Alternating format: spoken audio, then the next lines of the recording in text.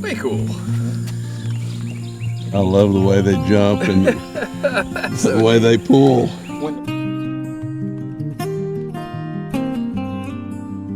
Whoa, whoa, whoa, whoa, whoa. I think that might be your biggest one. Yeah. Well, friends, this is basically all you're going to need to make the most tasty squash casserole you've ever eaten. Welcome to A Sportsman's Life. We're so glad you tuned in to join us for another exciting real-world outdoor adventure right here on A Sportsman's Life.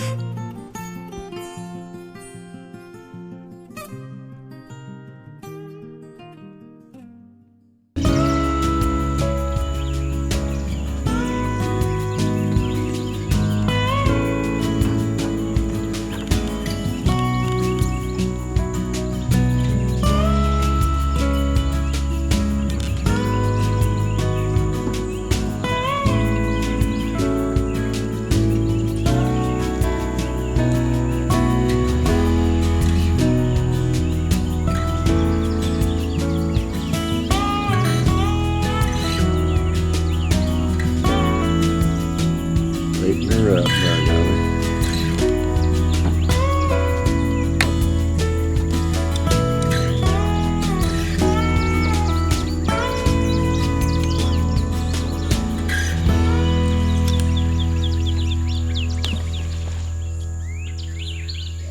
You won't encounter a fish that acts any weirder than a gar. I mean, you would think, you know, because they're a predator fish that they would just grab it and gobble it down, but they won't. I mean, there's actually time that they'll just sit there and just swim around. I mean, sometimes 15 or 20 minutes with the bait. Yeah, you'll be sitting there thinking, "Oh my, maybe I ought to hit that thing." Maybe I can go. Chris, well, just wait a little bit. Yeah. Yeah, I mean, no fish that you've ever fished for that you just let it run and run and run, you know. On the initial run, you know, you'll get lucky and get a hook in them, but Something out there turning up. yeah, it all depends on where that bait. It was a little nice one right here. Fish right there. That was a big one.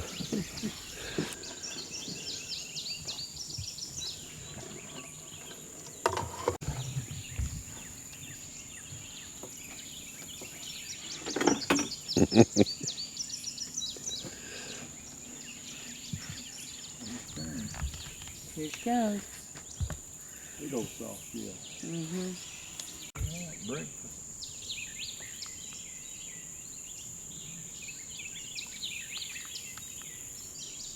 Smelling that fin in that water.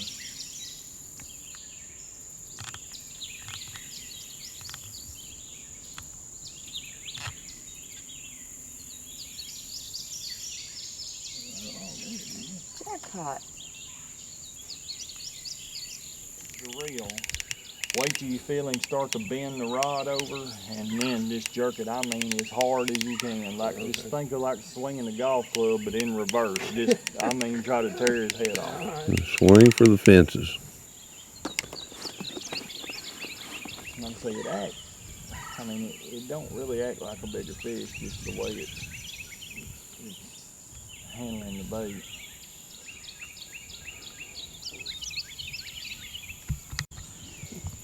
Sitting there with it. Kind of nibbling on it, kind of tasting it a little bit. Yeah, some days these gar will be just super finicky and they'll pick the bait up, swim around with it, and won't make any attempt to eat it. And you wonder why in the world they would even pick it up. But He's still moving. yeah.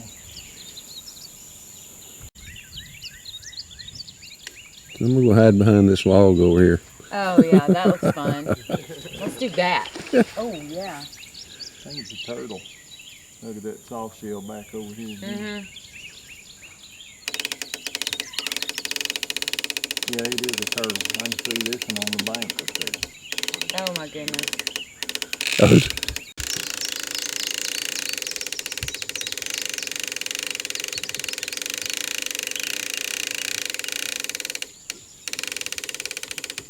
This one too. Yeah.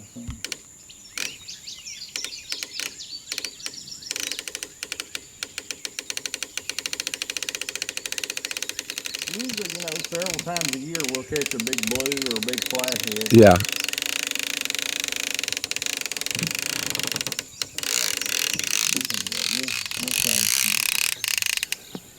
I'm gonna take that clicker off. And I see Oh, it's running pretty good there now. lower it down, and then whenever you get ready, just set the hook as hard as you can. Got it. Yeah, as soon as you feel him start to move. Oh, it came off right at the end. Yeah, they're probably just holding just the bait. Yeah.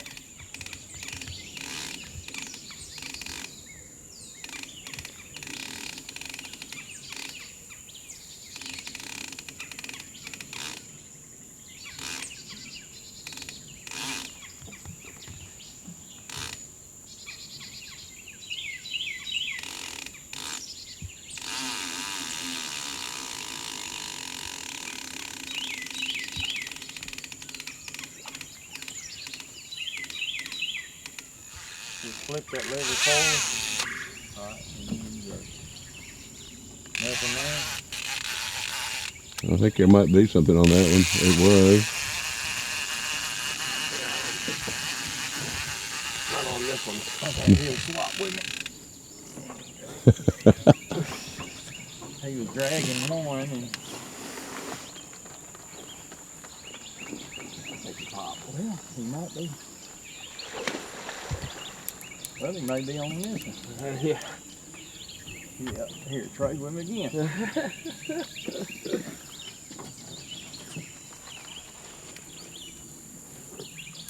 All right, stop.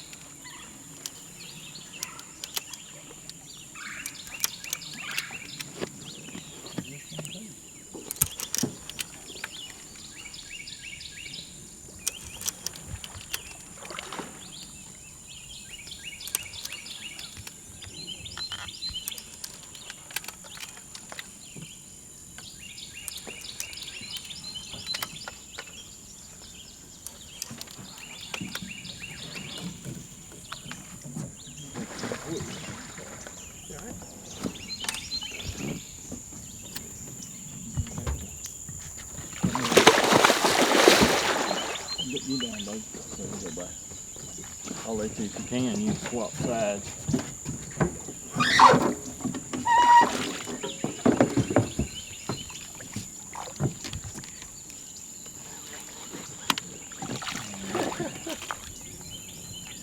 I get down pretty good. I'm gonna go up here and grab this one. Anyway.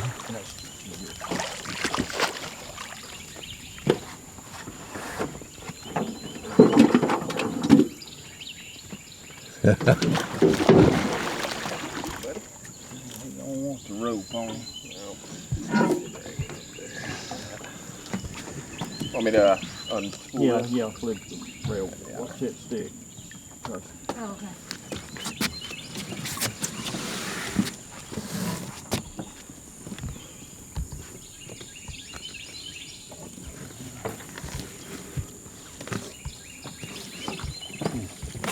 Way cool. I love the way they jump and the way they pull. Check Park and Wildlife. Yeah. Oh, it's not down in there. You'll have to pull it. Yeah. It is in there now.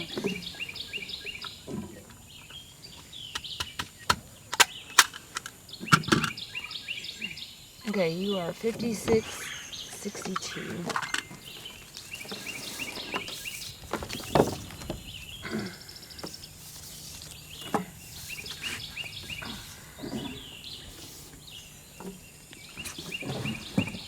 And 52 inches. 52, there's tag. Cool fish. But the tag was growed over with moss. It's probably one of the ones that I tagged, like, several years ago.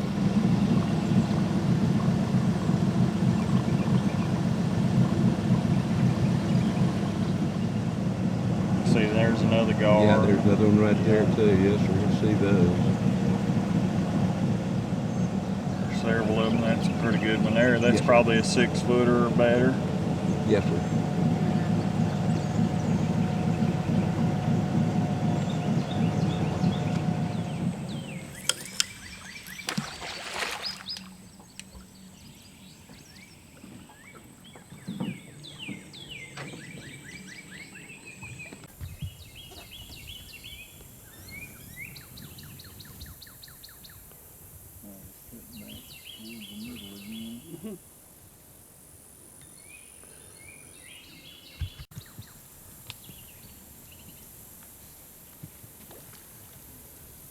Just whenever you're ready, All you right. can try to hook.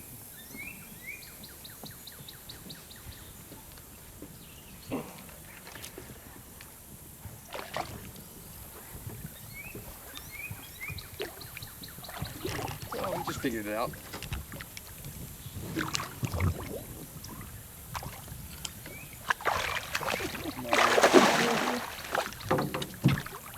Amazing how strong even fish I know you. Hey, when they put on the power, they can go.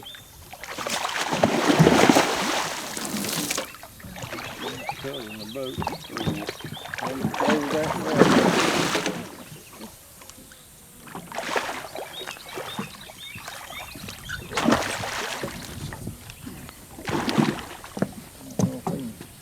Alright, can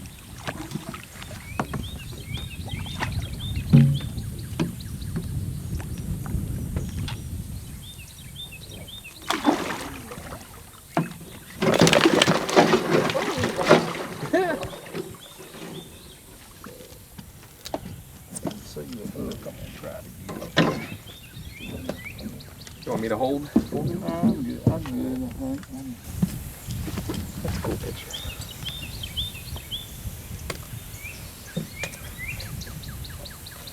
Sometimes if they're, yeah, it's a little far out. Yeah.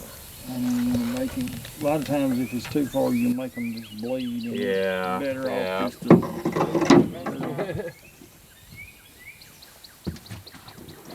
So we have days, or some days that you'll catch 8 or 10, and you might have 8 of them hooked in the mouth, you know. And then some days, every one of them will eat. Whoa. What's that? Yeah, that Sorry. ball Yeah, will hit ball, you. go. He's wild. Okay. He don't want to be tagged. Well, he's getting tagged. Want to or not. He's number 66. We'll let him take a picture. Look at that big girl right there. That's what I was looking at. So these are 5-foot blocks right here. I mean, that's a huge fish right there. She's out here to our side out here. This one, though, it's right by the boat here. See, these are the power poles in the water. Yeah. In the boat. And then that's her right. I'm going to go forward.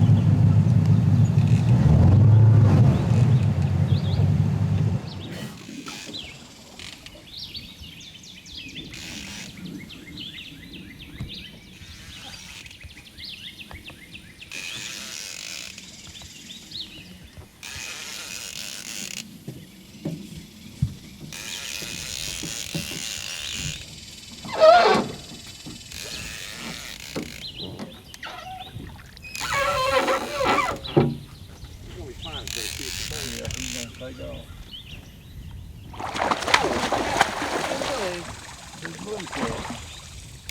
Woohoo! That doesn't happen for nothing, but it's fun when it does. Yeah. Definitely my biggest catfish. You need to come in the wintertime up there on Richmond Chambers. We can solve that. Yeah. I'll Absolutely. catch some big ones in the wintertime up there drift fishing. Yeah. 30s, 40s, 50s.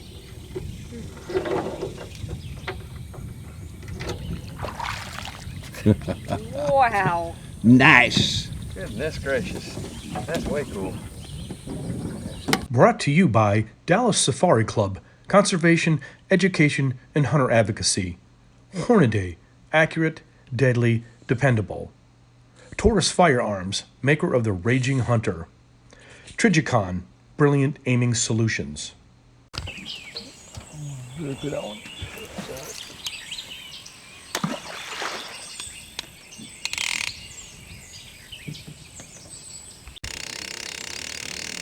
She won't stop. Going down the river, ain't it? Yeah.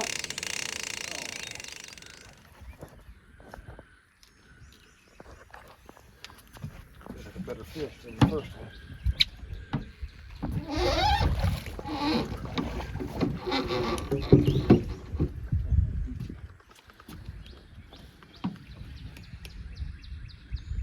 He's down there a way too, isn't he? Yeah. kind of coming to me a little bit. He's shaking his head. And he might have to go to the front, that front seat up there.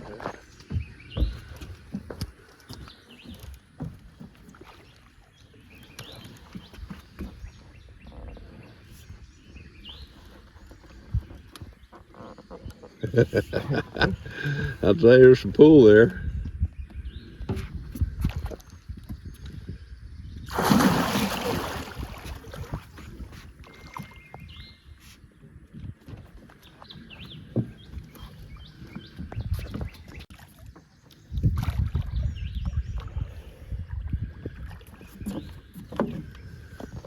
Whoa. I think that may be your biggest one. Yeah. You're watching the record breaker here.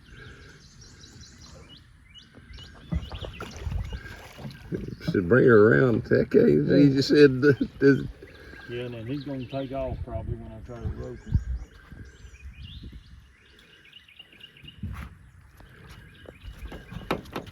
Next time I go to put the rope on, he's going to give it some gas. Guy made me flinch. Yeah. We got gun shy now.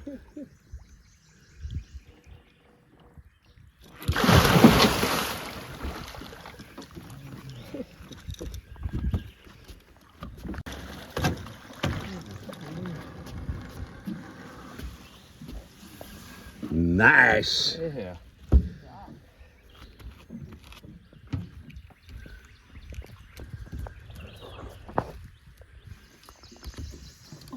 Oh, I'm sorry. I did it. I leaned into it.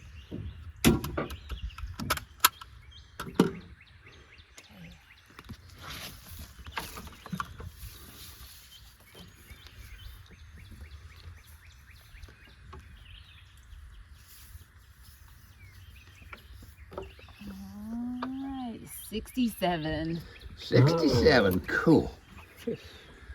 Congratulations. Thank you. That's a heck of a fight. That's big fish.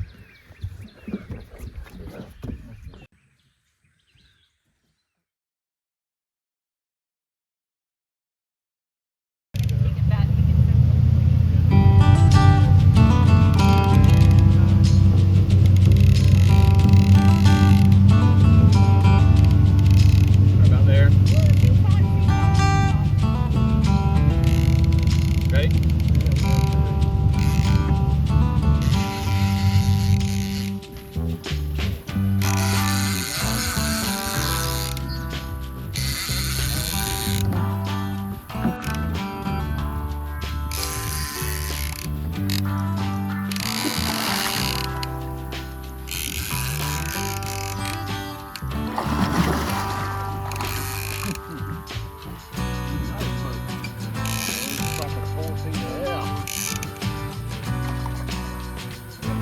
Bigger.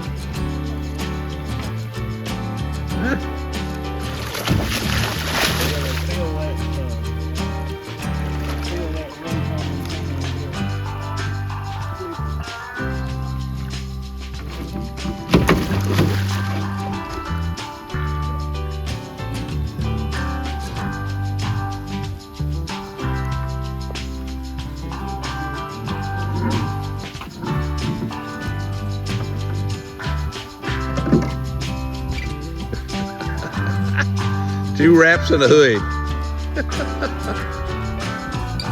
55 and a half.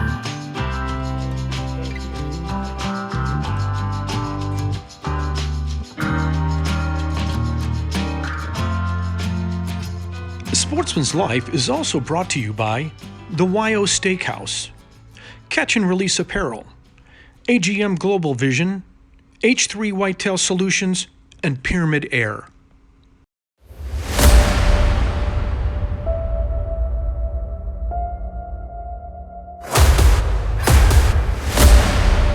Good morning, folks. This is Bill Carey with Striper Express for this week's fishing tip on A Sportsman's Life. Let's talk fishing line. We just got a shipment in. Let's start with the old Fireline braid. It's been around for 100 years. It's good braid if you like braid. Now, Trilene XL. We use this on all of our spinning tackle. Been around forever. It works great. But Berkley's come out. This is the second time we've ordered it. Pro Spec Chrome. This is 16-pound test. It is working on spinning reels just fine. Bait cast, of course. Something you might check out. Pro Spec Chrome. Now, our number one standby bait casting is Trilene Big Game. That's a big old spool, isn't it? But we use lots of it. It is tough as nails. Works good in hot, cold weather, just all around line. You know, that's 11,000 yards. So, there's our fishing line and our fishing tip with Sportsman's Life. Go catch a fish.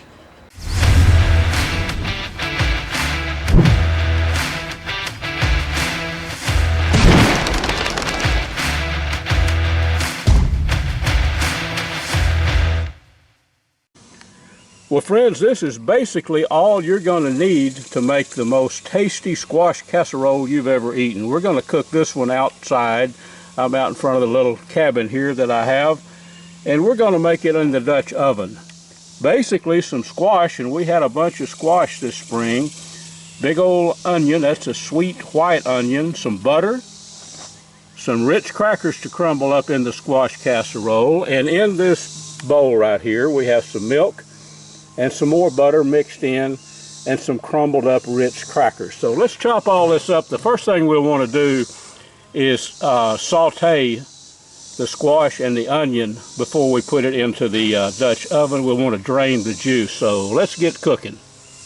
So friends, because I'm all about a one-pot meal, we're going to saute this onion and yellow squash down. It's going to take about 10 minutes. It'll reduce the moisture. We'll drain that moisture out, because one thing you don't want in a casserole here is have it too much liquid. So we'll drain the liquid off this, and it's going to take it probably another 10 minutes. These vegetables will saute down, and then we'll be ready to begin adding our ingredients. Okay, my friends, we have our squash and onions sauteed. You can tell these vegetables are already getting soft. There's a little bit of moisture in the bottom of this Dutch kettle, so I'm going to go ahead and drain that out. Then we'll put our ingredients in. I forgot to mention to you that we do need 4 ounces of mild cheddar cheese. So I've got that on standby. You'll see me put that in. But the cheddar cheese is a key ingredient. So let me drain the water and we'll continue cooking. Okay, friends, let's put our ingredients in. And I went ahead and put the 4 ounces of cheddar cheese in the mix here. A couple of eggs was mixed in there, a little bit of milk. So let's incorporate all this goodness into our casserole.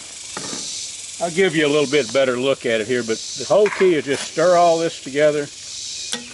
Make sure it's all incorporated. I put some salt and pepper in it, of course. We're about to put the lid on this in a little bit, but not before we add some Ritz cracker crumbs to the top. That's going to give it a good crusty appearance, and it's going to make the top of it very tasty. Not rocket science. So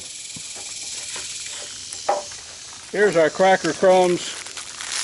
Just smash them up good. Sprinkle them all over the top of that thing. That's going to get really crispy and give our finished product a good appearance and a good flavor. Let's put another roll in there.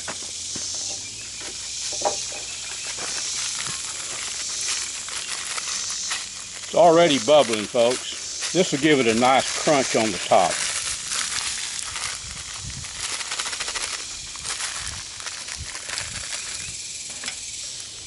That is going to be a good casserole, I can almost guarantee you. So we want to push all that down. I'll give you a look at it so you can see what it looks like. Now we're going to put the lid on that. You can see the top has got a crust of the cracker meal. We'll put the lid on. It's going to take about 20-25 minutes, and we're going to have some of the best Dutch kettle squash casserole that you've ever eaten. About 9 or 10 briquettes underneath our Dutch oven, and 13 or 15 on top. We're going to let this cook for about 20-25 minutes, and when I pop the top on that thing, we ought to be looking at a crusty, golden, tasty squash casserole. So now it's a waiting game. I'll set my little timer on my watch for about 20 minutes, and we'll pull the lid off this Dutch oven and see what it looks like. Well, friends, I cannot guarantee the flavor, but I will guarantee the aroma coming off of this casserole is absolutely awesome. Let me give you a good close look. Oh yeah, that is the desired finished product right there. Let's take a good look at this. See the golden brown on top of those rich crackers? Still bubbling just a little bit. If you like squash casserole, folks, I think you're going to enjoy this. The only problem that I can see is you're not here with me, because this is a lot of casserole to be eating. My wife and I will probably be dining on this for a couple of days, and then maybe, hopefully, we'll have some kiddos over to help us out. All our kids like the squash casserole. Hope you've enjoyed this, folks. Let me spoon up a little bit and let you take a look at it. Okay, let's see if you think this might be edible here. Look at that, look at that. If you like squash casserole, folks, I think you'd enjoy this. None sticking to the bottom. It's time to dig in. Folks, this segment was brought to us by Gearhead Archery, Smoke Intex Electric Smokers, Snaplock Hunting Blinds, YO Ranch Headquarters, Ultramatic Feeders, and Catfish Pro. Tune in next week for some more real-world outdoor adventures right here on A Sportsman's Life.